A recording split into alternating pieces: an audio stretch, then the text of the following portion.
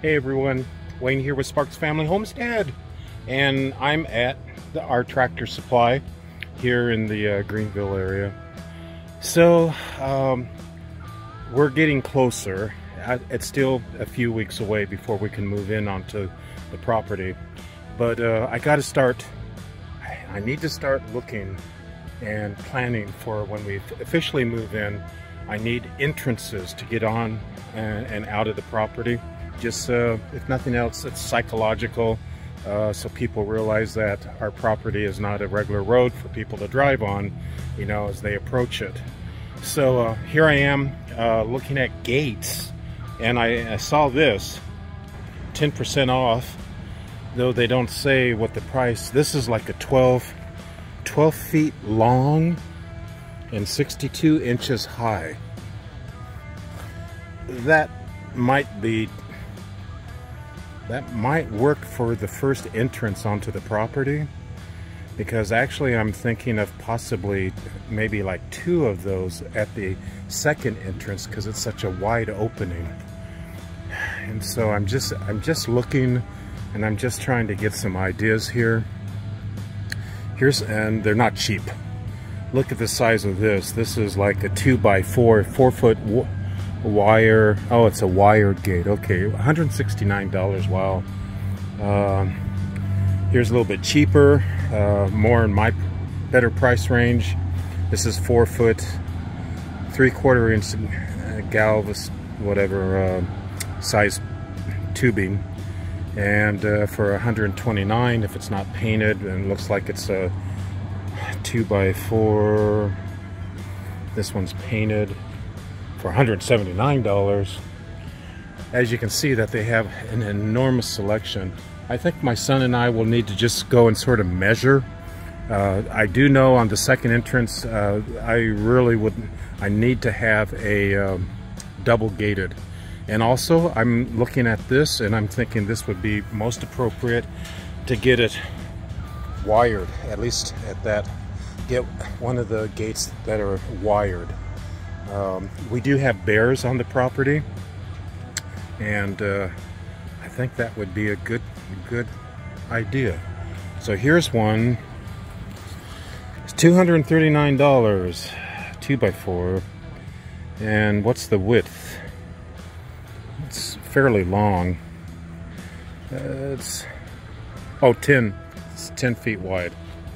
Apparently the manufacturer's county line. So this looks really solid, and yeah, it's going to be $239 just to get one. So I'm looking at, just to do one entrance, just for the metal gate in itself, is a little under $500. Hey, I'm here at the property again. Of course, it's 4:25 Thursday afternoon. Ida and I have been on the road ever since early this morning with doctor visits and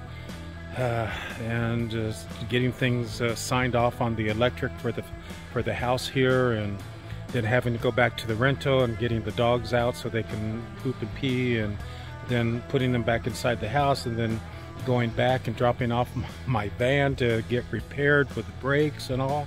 And then we said, well, if we go that far, let's go look at the house and see if anything has changed. Well, some things have changed. Now, keep in mind that I'm just out on the outside. I don't have access to go on the inside. I'm sure they were probably working also on the inside. But take a look at this. They've done all the siding on the side of the house here. So I don't have my gimbal, so I'm just holding this by my hand. Hopefully it works. So it looks like they've done, they're covering up so you don't even see the cinder block. That's just the outside there. Looks like they did a wonderful job, and they finished the eaves underneath. So that's pretty cool. And they did all of that. Gosh, this looks just, it is a regular stick-built house. This is, they did the corner. Let me see here. See how they did the edging there? So doing a really nice job from what we can see here. And I'm just here at the front of the house. I can almost look in this one bedroom. This is going to be Mark and Kayla's room when we move in. That's my son and daughter-in-law's. And the next bedroom, which is right here, is for where the grandkids will be in, Jojo and Asher. And I just can't reach the top. Oh, I guess they were messing with the screen and that fell down, so looks like I don't know if there's an issue with it or whatever, but well, you can certainly tell that they've been doing stuff around here.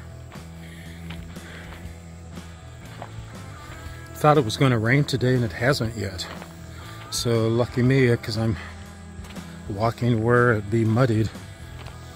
So they did the siding on this side of the house too. So the entire house is now encased in siding. Very, very happy with what I'm seeing. It's first glance, so maybe there's a lot more to it. And here's the entrance to go underneath the house. And like I said on the last video, this is metal, and this is the latch. I guess you can pull up on it, though it's screwed in. That's why I can't pull up. In other words, if I had a screwdriver, I can undo that and take a look underneath there, but that's not happening. Oh, we got a little visitor here. Don't know what type of insect that is, but looks harmless. Extra cinder blocks. This is part of the bathroom. Just can't, the glare. Sorry about that. We're just gonna have to wait until we can go inside to do a tour of inside the house.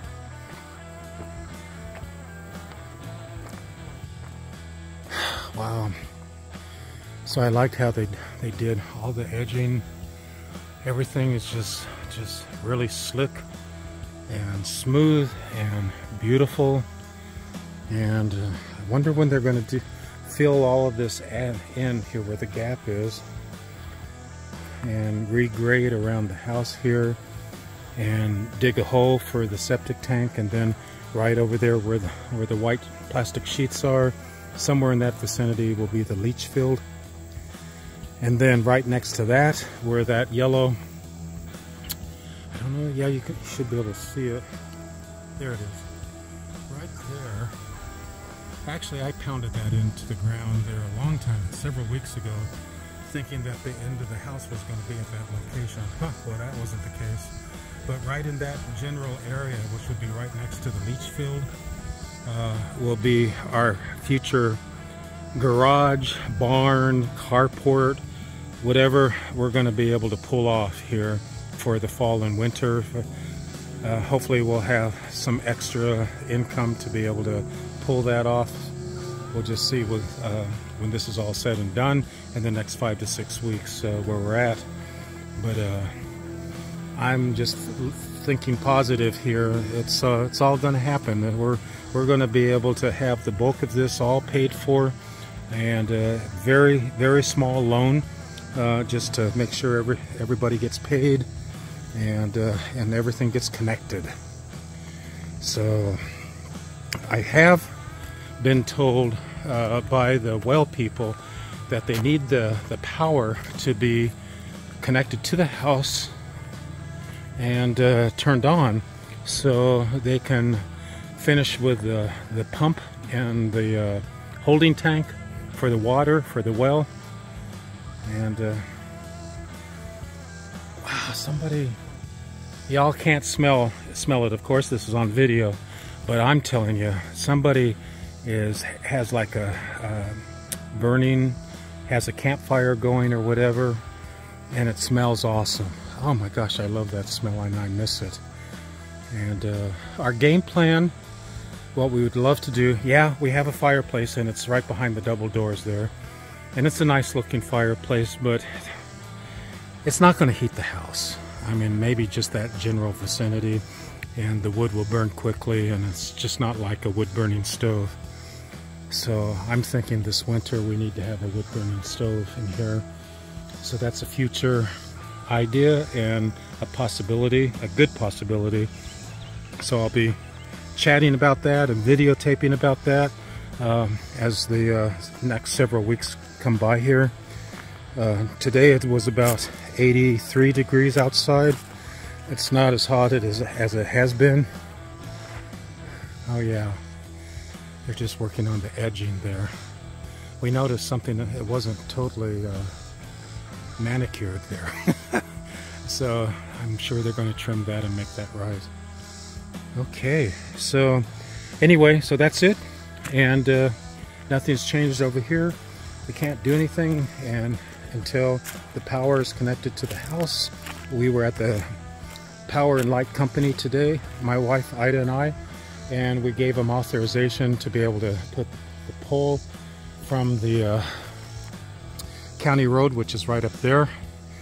It's going to come out onto our property here, and from that pole that they will establish, they'll trench the electrical underneath, so we will not have any wires draping over through the trees connecting to the roof to give us power. It will all be underground, and we're paying the price for that. We're paying close to $5 grand to have all that done, versus maybe $1,000.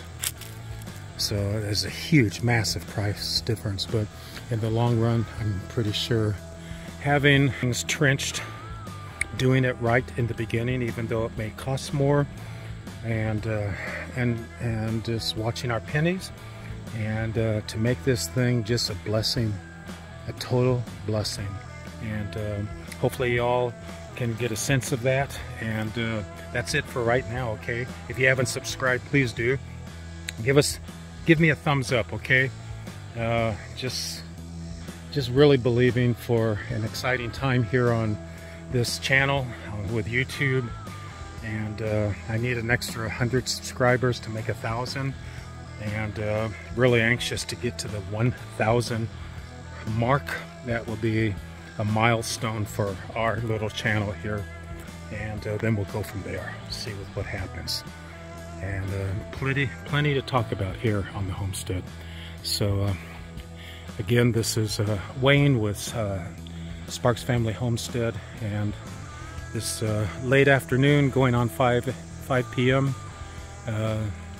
We got a lot of clouds up there too, and so the sun is trying to come through all the forest and all the trees over there, and it's just a gorgeous afternoon here.